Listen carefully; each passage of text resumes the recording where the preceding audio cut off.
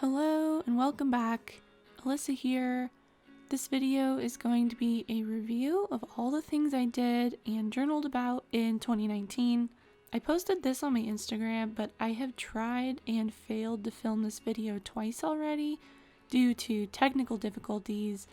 So this time, instead of flipping through and talking about each page as I go, what I'm going to do instead is just talk about the overall accomplishments and lessons that I got out of reading back through my journal, and I'm kind of going to go month by month.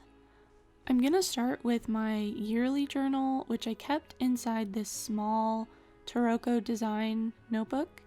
This has Tomoe River paper in it. I've got a lot of use out of these little notebooks. They're the perfect size for a lot of things I've found. And as always, there are a lot of pages that I set up at the beginning of the year that I didn't really use or didn't use to its fullest potential. And this goes for the index, the yearly events, or the future log. Important events like this I usually put on my Google Calendar, and then Facebook usually reminds me about birthdays, so I just don't really use it written out like this.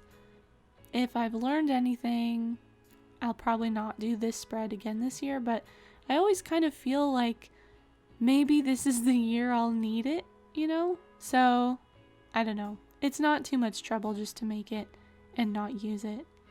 My currently inked page was incredibly useful. I use this to tell when pens were last cleaned and also like what ink is in them at any time. And my book and knitting collection pages were also useful. I didn't do as much knitting or as much reading as I really wanted to this year, but a big lesson I took away from these spreads were that I really need to make a habit of actually looking at these pages, and what I would like to do is implement a goal right on this page, so that instead of just a log, it's actually something I'm tracking progress toward. The first money-focused yearly page here was not quite as useful. It pretty much just tracked how much my bills were each month, and this rarely changes.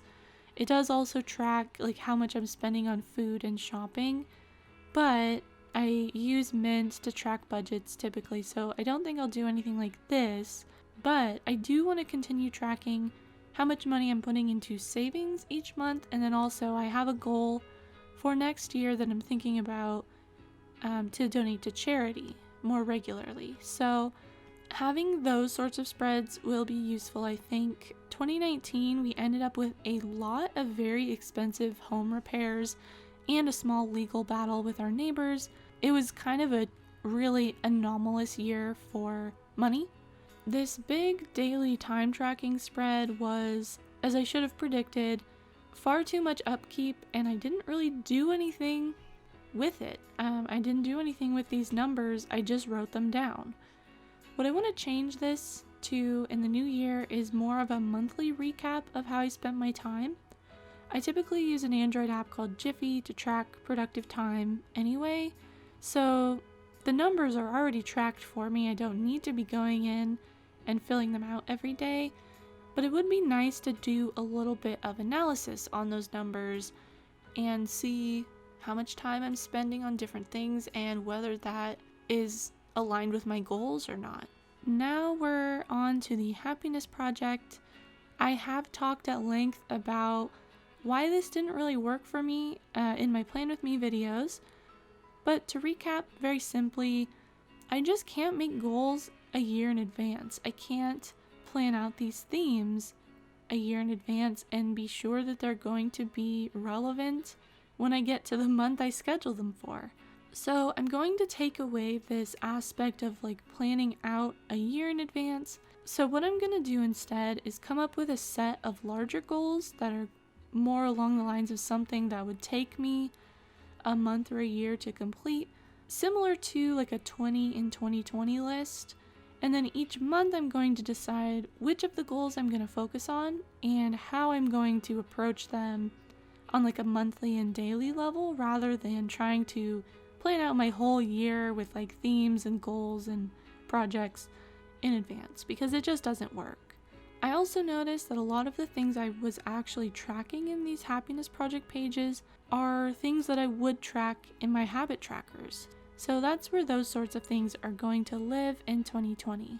What I would like to have instead, just to make sure I am kind of growing and progressing throughout the year, is a monthly recap. So I've already kind of covered this in my time tracking comments, but to look back at each month and see what I did, what I spent time on, and maybe what I wish I had done, I think that would be really good. And I think a lot of these different things can be on the same page or on the same spread and act as a summary for each month.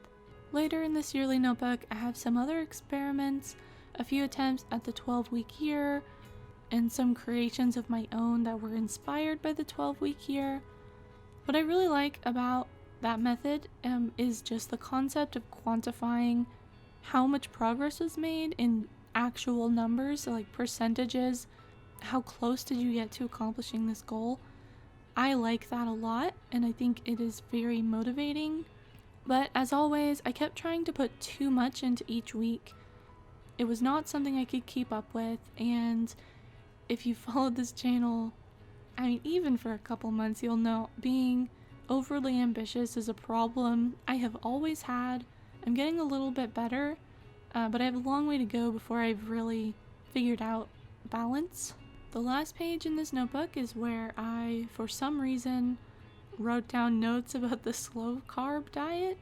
I never did this diet, I never acted on this information, so I'm not really sure why I put these notes in here, but here they are. I do still have almost half of this notebook left, so I was considering keeping this notebook for 2020 and just starting here in the middle. I'm not sure if I want to do that. What do you guys think? On the one hand, it's nice to start fresh, but I also don't want to waste paper. If I don't use the second half of this notebook for 2020, I will at least need to do some journaling in here, maybe write down some of these year-end thoughts that I'm having, because I want to make use of this notebook. Overall, I really liked having my yearly pages in a separate notebook from my monthly and daily pages. Even though I fit almost the entire year into one notebook, so like migration wasn't really an issue, it is nice to have them separate, because in the case that I do more journaling than normal, or if I do decide to keep more than 1 year in one of these little notebooks, it's much easier to do that and I won't have to rewrite a bunch of stuff. Now we're on to the good stuff. My monthly and daily pages, which I kept in this Taroko Breeze notebook. I really like this notebook, and I went on Amazon to buy another one for next year, but I couldn't find it. I think they took this one down. I'm sure you can still get them somewhere, but they are no longer on Amazon, and I always put off my notebook decisions until the last minute, so I really need that fast shipping. They do still have the little Taroko notebooks, so I did get a couple of those, but for next year I'm going to have to find a similar notebook that will ship to me in time. I'm going to start talking about things in this notebook month by month and talk about what I accomplished, what I learned, and kind of what I think I did in my notebook to either support or not support those accomplishments. I got a really, really strong start in January, dove headfirst into my goals. I got some art done. I got a couple of big programming tasks done on a personal project and also for our game company. I finished knitting a pair of socks. I did the 100 Heads challenge, and I posted a bunch on YouTube. I also maintained my habits very well, things like drinking enough water, doing my skincare routine, eating green vegetables, keeping the house clean. It's kind of crazy how much I got done in January, but I do think that it was a bit exhausting for me. We can also see, as I kept a symptom tracker, that I had a lot of headaches, I had a lot of eye issues. I get like an allergy type reaction in my eyes a lot. So getting all this done in spite of that is very impressive to me, even in retrospect. Another thing I was doing very consistently at the beginning of the year was tracking social media stats. These spreads look really nice and they do encourage me to post more often, but they are quite a bit of upkeep getting all these numbers from different places each day, and so you'll see I did fizzle out on that completely as the year went on. Looking back, I noticed I started 2019 off with some very ambitious writing goals. These vanished as well. So creating space for writing throughout the year rather than just in November is something I really want to prioritize for 2020, because I feel like I go without writing for so long that when November comes around again, I'm kind of relearning a lot of stuff. I've been out of practice, and I do want to publish a novel, and I'm not going to do that if I only work on it 1 month out of the year, especially if I'm starting fresh each year. So smaller, more achievable writing goals are a big priority for 2020. Something funny that I was reminded of reading through some of these entries is that I was actually timing myself to force myself to spend time outside as part of my happiness project goals. I actually wonder if I should start doing that again because I spend so much time inside, it's probably not good for me. February, we start to see some of the goals drop off, but I'm still getting things done. This is the month where my writing kind of came to a halt. I kept up through January, lost a little bit of steam. I got some programming work done, but my real focus was on my first Skillshare course. I didn't quite realize I published it so long ago, but it was at the end of February when I published it. In February, I also made the decision to stop doing art videos, at least for the time being. They were taking a lot of time out of my day, and it's not really something I'm very good at, so it wasn't driving any sort of growth for me, because it's not one of my main skills. February is also when I really started thinking about what was next for me professionally, and I ended up starting a job search. I went down a lot of roads at first trying to figure out if I wanted like a typical 9 to 5, if I wanted to try some freelancing, go into business for myself. In the end, a day job was necessary to support my small family, but I did learn a lot about what I want to do and what I am good at as I was thinking through all my options. I did maintain a lot of my healthy habits through February, like going to sleep by 10:30, keeping up with skincare, eating green vegetables. I managed to keep up my meditation routine for about half the month, and then it completely dropped off. That reminds me, I have meditation as a goal for this month as well, and I have not been super consistent. As I work through my professional goals and my job search, I have all these scattered journaling pages talking about money, about the different projects I have in progress, and how I could potentially monetize them if I need to. Looking back, I'm noticing that a negative side effect of my happiness project was trying to cram whatever arbitrary goal I had selected for that month into the more reasonable goals that I came up with month to month. And I think that made me feel really overwhelmed, and I don't think that really hit me until later in the year. In March, we see something kind of interesting on the monthly goals page, where the goals at the top of the page are less filled in and less complete than the goals at the bottom. Ideally, I should be prioritizing these, so I am completing them roughly in order. This month was a little bit derailed because my job search resulted in some interviews. They kept me quite busy. I did a lot of studying. And at this point, it had been over 6 years since I interviewed anywhere, so I was very nervous. And I think that contributed to a little bit of the chaos that ensued in March. I did get some app development work done, mostly as part of my interview prep, and I also got a number of smaller tasks done. I finished a small knitting project, I did my taxes.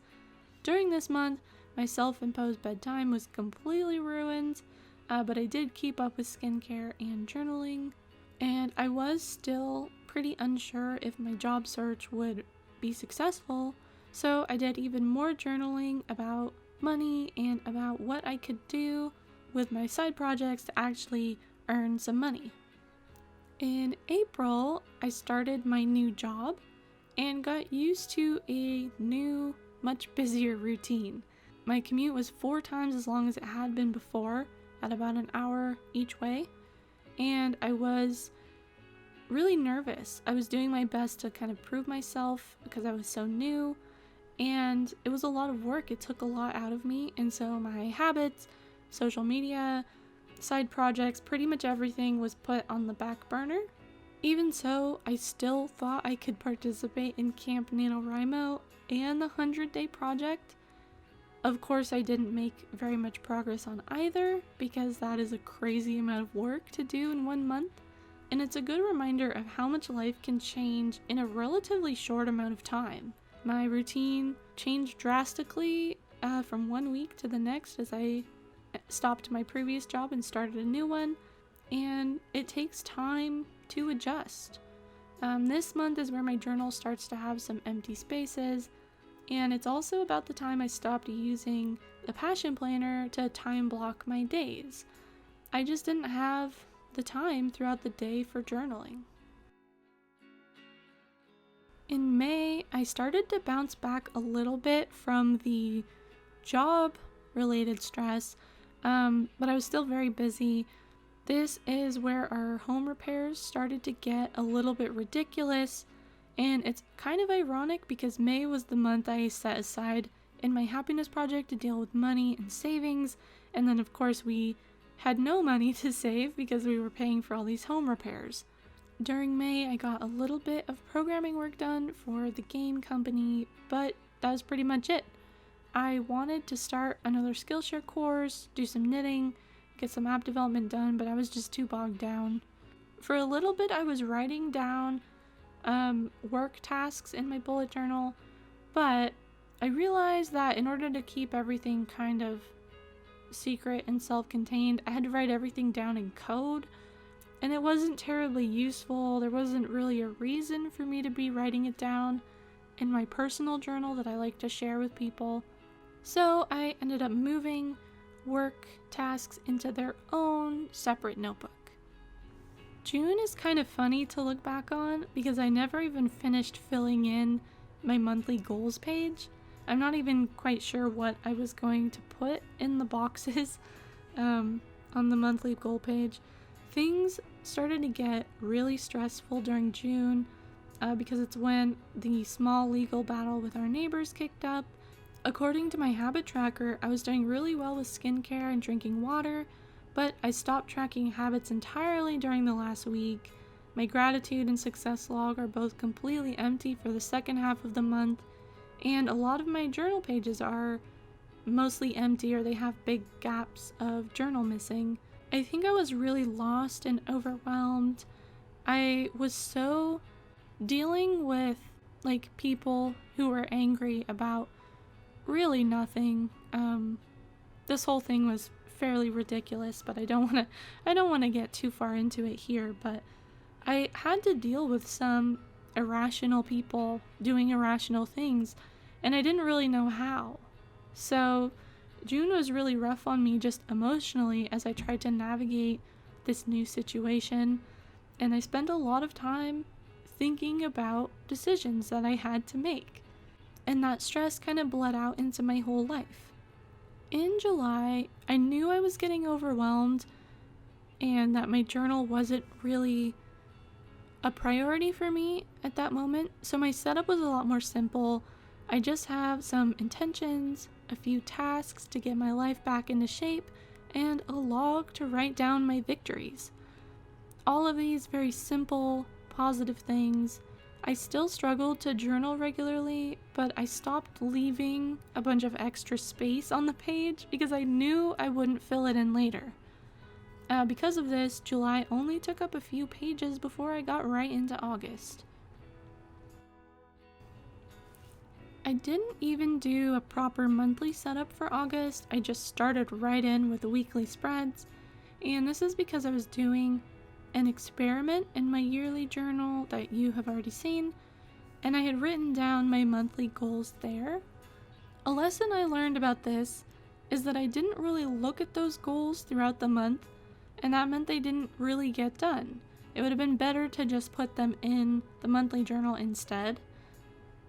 But I was trying to create a sort of dashboard that didn't really work out. What I did do in my weeklies and dailies was track small incremental progress, and then the piece of the 12-week year that I liked, I would calculate the percentage that I had completed throughout the week. I started to get more done on my personal and side projects for the first time since I started my new job, which was a nice feeling. It felt like things were getting back to normal a little bit. Another thing that happened in August was that a lot of the home repairs that we had to do were scheduled in advance, and they were actually happening in August, so money was pretty tight, and I did some journaling on ways to recover from those huge expenses, lowering savings, lowering the food budget. Really, if you have the capacity at all to save up an emergency fund, do it. I had a small savings ready to go when all these expenses hit, and even though it didn't fully cover everything that came up, it saved us from getting into a very bad place with our money, and that gave me a lot of peace of mind. Overall, I got a lot better at journaling regularly in the month of August. By September, I was kind of back in the monthly planning journaling game. I was excited about my journal again. Now that all my home stuff was dealt with, I felt a little bit more in control. And I just want to point out how flexible my bullet journal has been throughout this year. Even flipping through pretty quickly, you can see how it changed month to month, week to week, to fit what I needed. And that really is the best part of the bullet journaling system.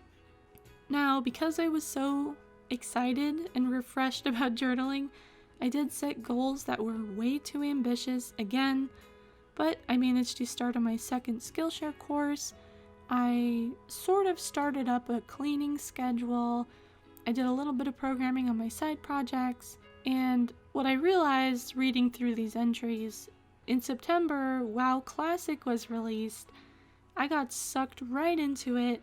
I didn't stay there, I'm not playing it still, but that was a big distraction for my goals for September. I also did a bunch of kind of impromptu yard work, preparing for winter, trying to get our yard into shape before the cold, constant rain season that we get here in Oregon. October was one of my favorite months, both in terms of what I got done, how I used my journal, and the decorations that I chose.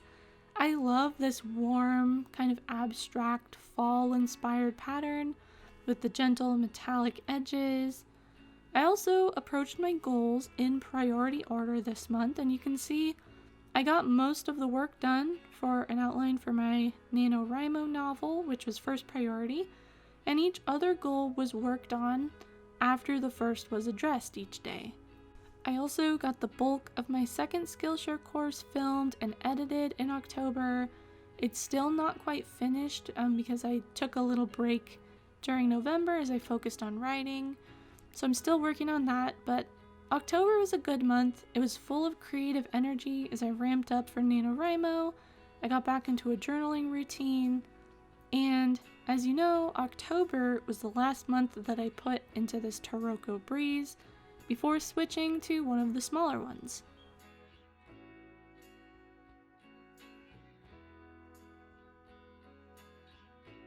So, moving into this little notebook, November was National Novel Writing Month, or NaNoWriMo, and my journal reflects just how much I accomplished and how busy I was. In November, I wrote 70,000 words on a brand new novel, the novel that I outlined in October, and I completed a full first draft of the story. This was the first year of NaNoWriMo where I really felt like I wrote something complete, and I'm super proud of myself. For single focus months like this, I think a calendar view with checkboxes is one of the best ways to keep myself on track, because it really just is, just get this one thing done and check it off, and then you're free. I did still try to pack other goals in this month, such as my knitting goal and a few nice to have goals, But I didn't sweat it when those didn't get done, because I accomplished the one big thing I was aiming for, and that felt great. Because I was spending somewhere between 2 and 4 hours writing each day, I didn't do very much daily journaling. I have some blocks of kind of catch-up journaling where I summarize multiple days. I've combined some days together, but overall what my journal says for all of November is I did a lot of writing. I also did a series of vlogs that ended up not actually going out until after November, so there is a lesson there. If I'm gonna do vlogs like this where I have kind of a few days in one video, I really need to edit it in short bursts throughout the week, because trying to do it all at once is too much to do in one day, especially when I have other things that I want to get done those days. Another challenge was a bunch of games were released in November that I really wanted to play, but I got it done, and I'm super, super proud. Now we're just about caught up. We're at December. December is still going on, so I can't speak to how much I've gotten done overall, but things are looking good. I'm getting back into a healthy food and exercise sort of mindset right now, rather than waiting for January. I want to get a bit of a head start. Most of my other goals for December are around goal setting and review with videos just like this one. I also want to get some decluttering done and kind of tidy things up and be ready for a fresh new year. I think I'm a little bit behind on the things that I want to get done for December, but I have had some crazy technical setbacks, and I also have some vacation time coming up, so I should have time to get everything done before 2020 slaps us all in the face. So, how can I summarize 2019? What are the overall lessons that I learned? Most importantly, I learned I need to plan things out in smaller chunks and prepare for the unique challenges that each month has as it comes. I also need to prioritize goals so that things get finished and they're worked on one at a time, rather than taking tiny bites out of each goal and drawing them out forever. I also learned that when I'm adding a new spread to my bullet journal, I really need to think about the value it offers, so I don't end up with busy work spreads like the daily time tracking I tried to do. More than anything, I learned that I need to prepare for failure. Things go wrong all the time, or they just change, and then your goals no longer make sense, or they're no longer possible, and that's okay. The journal should change and bend throughout the year, because that's how life works. It changes. And that's it. That's all of 2019, with the exception of the next few weeks. I'm feeling pretty good about it. I think this was a good exercise to really think about, what I did, what I want to do. The next video will be something along the lines of actually setting goals for 2020. So look out for that one. Thank you so much for watching this video. I know it was a long one. In the comments, let me know how you're preparing for 2020. Do you do like a big push for planning, or do you roll into the new year casually like it's any other month? Let me know. I'll be back with another video soon, and I hope to see you there. Bye.